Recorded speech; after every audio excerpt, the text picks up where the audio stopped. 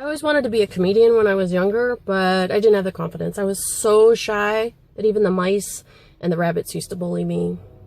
But now I've decided that I'm going to be the red light, sit-down comedian. So I'm going to try to tell these jokes really fast before, oh no, the light turned green. Living with mental illness is no laughing matter, but my husband has schizophrenia, and the problem is that all of his personalities suck. Living with someone with psychosis can be kind of interesting and entertaining because it's like living with a human Sudoku, or however you say that. But then you find yourself on this crazy train of trying to figure out what they're saying, so then you start to wonder who's the crazy one. You start to wonder if fish really can fly, because he said look it up and was so convincing, or if cars can turn into tunnels so you can drive through them, or if you look into puppies' eyes, they'll die. My husband likes having a job, he just doesn't like actually doing the job.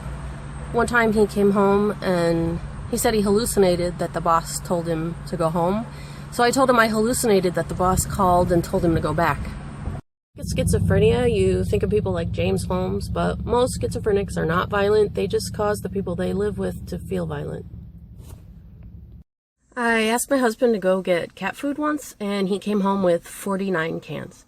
I said, why not 50? He said, well, I didn't want anyone else to have any, but I left one can. So somewhere, some crazy cat lady's trying to split one can between 100 cats. So I made him take the cat food back to the store, and I guess he told the clerk that his wife didn't want the cats to have that flavor, which apparently was all of them.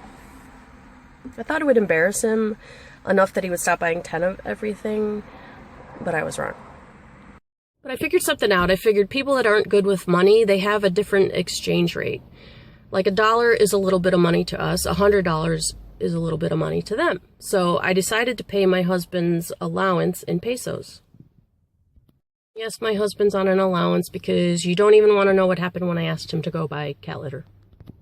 My husband does hear voices, but somehow he never listens to the ones that tell him to clean, take out the trash, or be nice to anyone.